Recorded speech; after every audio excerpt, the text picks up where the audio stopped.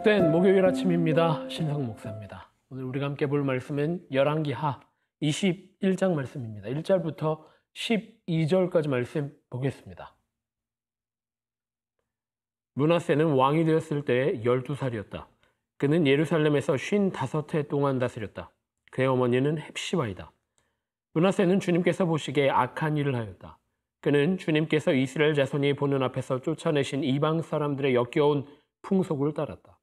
그는 아버지 히스기야가 헐어버린 상당들을 다시 세우고 바알을 섬기는 제단을 쌓았으며 이스라엘 왕 아합이 한 것처럼 아세라 목상도 만들었다. 그는 또 하늘의 별을 숭배하고 섬겼다. 또 그는 주님께서 일찍이 내가 예루살렘 안에 나의 이름을 두겠다 하고 말씀하신 주님의 성전 안에도 이방신을 섬기는 제단을 만들었다. 주님의 성전 안팎 두뜰에도 하늘의 별을 섬기는 제단을 만들어 세웠다. 그래서 그는 자기의 아들들을 불살라 바치는 일도 하고 점쟁이를 불러 점을 치게도 하고 마술사를 시켜 마법을 부리게도 하고 악령과 귀신을 불러내어 물어보기도 하였다. 이렇게 하여 그는 주님께서 보시기에 악한 일을 많이 하여 주님께서 진노하시게 하였다. 그의 자신이 손수 새겨 만든 아세라 목상을 성전 안에 세웠다. 그러나 이 성전은 일찍이 주님께서 이 성전을 두고 다윗과 그의 아들 솔로몬에게 말씀하실 때에 내가 이스라엘의 모든 지파 가운데서 선택한 이 성전과 이 예루살렘 안에 영원토록 내 이름을 두겠다. 그리고 그들이 내가 그들에게 명한 계명과 내 종 모세가 그들에게 명령한 율법을 성실히 지키게만 하면 이스라엘이 다시는 내가 그들의 조상에게 준 이 땅을 떠나서 방황하지 않게 하겠다 하고 말씀하신 그곳이다. 그러나 그 백성들은 이 말씀에 복종하지 않았다. 오히려 므낫세는 주님께서 이스라엘 자손의 면전에서 멸망시키신 그 이방 민족들보다 더 악한 일을 하도록 백성을 인도하였다. 그래서 주님께서는 주님의 종 예언자들을 시켜서 이렇게 말씀하셨다. 유다의 므낫세 왕이 이러한 역겨운 풍속을 따라 그 옛날 아모리 사람이 한 것보다 더 악한 일을 하고 우상을 만들어 유다로 하여금 죄를 짓도록 잘못 인도하였으므로 주 이스라엘의 하나님이 말한다. 내가 예루살렘과 유다의 재앙을 보내겠다. 이 재앙의 소식을 듣는 사람은 누구나 가슴이 내려앉을 것이다. 네, 귀한 목요일 아침입니다. 오늘 우리가 함께 보고 있는 말씀 열왕기하 21장 말씀입니다.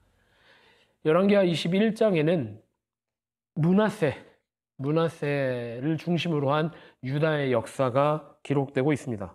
또 그의 대를 잇는 아몬 왕 때의 일들도 기록하고 있는데 주로 므낫세 왕의 잘못에 대해서 실정에 대해서 기록하고 있습니다. 우리가 다 아는 것처럼 므낫세 선왕 전때의 왕은 히스기야, 우리가 어제 묵상했던 그 히스기야입니다. 히스기야 다음의 왕, 우리가 쉽게 생각할 때 히스기야도 통치를 잘하였으니까 므낫세도 통치를 잘하지 않겠는가 라고 생각하겠지만 므낫세는 최악의 왕이었습니다. 하나님이 보시기에 악한 왕이었습니다. 오늘 말씀에 보면 므낫세의 통치 기간이 55년이나 되었다라고 하는 것을 우리가 주목할 필요가 있습니다. 히스기야도 바른 방향성을 갖고 있는 왕이었지만 그의 말년에는 좋지 못한 행적을 보일 수밖에 없었습니다. 인간이기 때문에 나약했던 것입니다. 므낫세는 자신의 통치를 공고히 할 수 있는 것이 무엇이 있을까 고민했던 것 같습니다. 또 그런 정치력이 뛰어났기 때문에 55년이나 되는 기간을 통치할 수 있지 않았을까 유추해 볼 수 있습니다. 므낫세가 찾은 해결책은 바로 이방 신들을 섬기는 것이었습니다. 종교적으로 화려한 것들을 성전에 배치해 놓는 것이었습니다. 사람들을 호도하고 선동하여서 사람들이 하나님이 아닌 다른 것들을 섬기게 하였습니다. 이유는 너무 뻔합니다. 인기 있는 일들이었기 때문입니다.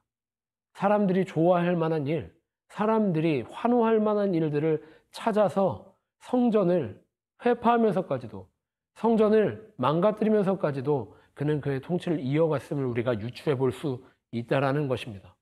55년이나 되는 통치 기간 동안 그는 악행을 너무나도 많이 저지르게 됩니다. 하나님의 성전을 오염시켰고 또 이방신들의 구습을 따라서 사람을 바치는 인신공양도 하게 되었습니다. 너무나도 많은 죄 없는 사람들이 피 흘리며 죽어갈 수밖에 없었습니다. 므낫세의 통치는 그렇게 하나님 보시기에 악한 일이었습니다. 므낫세가 왜 이렇게 악해졌을까를 생각해 봅니다. 므낫세의 통치가 왜 이렇게 어리석었을까를 다시 생각해 봅니다. 우리도 므낫세와 같아질 수 있지 않을까라는 생각도 해보게 됩니다. 우리도 살아가다 보면 무엇이 잘 되는 길인지, 무엇이 성공하는 길인지 고민할 수밖에 없습니다. 어떻게 하면 성공할까? 어떻게 하면 잘 나갈까? 그것이 우리의 인생 고민입니다. 하지만 성경은 아주 분명하게 우리에게 말씀합니다. 우리를 지으신 하나님, 하나님이 우리를 지으신 창조의 목적대로 살아가는 것, 그것이 참 생명이다라고 말하지만 우리가 세상에서 살아나가다 보면 세상은 우리를 유혹합니다. 세상은 우리의 판단을 흐리게 합니다. 이것이 더 좋은 것이다. 이것이 더 아름다운 것이다. 이것이 더욱 힘 있는 것이다. 이것이 더욱 매력적인 것이다. 그렇게 우리를 흔들어 놓고 유혹할 때가 있습니다. 우리도 간혹 그 유혹에 넘어갈지도 모르겠습니다. 하지만 므낫세의 통치를 보면서 우리는 다시 한번 깨닫게 됩니다. 우리를 참으로 생명 있게 하는 것, 우리를 하나님이 창조하신 모양대로 하나님의 영광을 위해서 살아갈 수 있게 하는 것은 하나님을 따라 순종하며 하나님을 예배하는 예배자로 살아가는 것, 그것이 우리를 능력 있게 하는구나. 그것이야말로 참 생명력 넘치는 인생이구나라고 하는 것을 오늘 본문 말씀을 통해서 보게 됩니다. 므낫세는 긴 기간 통치하였습니다. 55년이나 되는 기간이었습니다. 하지만 그 55년의 기간은 참으로 악한 세월이었습니다. 긴 시간 통치한 것은 아무 의미가 없는 것이 되어버리고 맙니다. 우리가 아무리 세상에 유혹하는 대로 세상의 방법대로 즐기며 성공하며 살아간다 할지라도 그것은 하나님 앞에 아무 의미가 없는 것이다. 오늘 말씀을 보며 다시 한번 깨닫게 됩니다. 참으로 생명 있는 것, 구원받은 삶을 살아가는 것, 하나님이 창조하신 목적대로 살아가는 것, 그것은 우리가 주님의 말씀을 붙들고 살아갈 때에, 주님의 인도하심을 따라 살아갈 때에, 주님만 예배하며 살아갈 때에 우리는 참으로 성공하는 진짜 성공의 삶을 살아가게 되는 줄 믿습니다. 그렇게 기도하겠습니다. 하나님 감사합니다. 오늘 하루도 나에게 생명 주시고 오늘 하루도 나에게 살아갈 인도하심을 주심에 감사합니다. 세상이 아무리 유혹할지라도 세상이 아무리 내 판단을 흐리게 할지라도 오직 주의 말씀과 주의 은혜와 주님의 인도하심만 따라 살아갈 수 있도록 하여 주옵소서. 그 가운데 나에게 주시는 참 생명을 즐기며 누리며 살아가게 될 줄 믿습니다.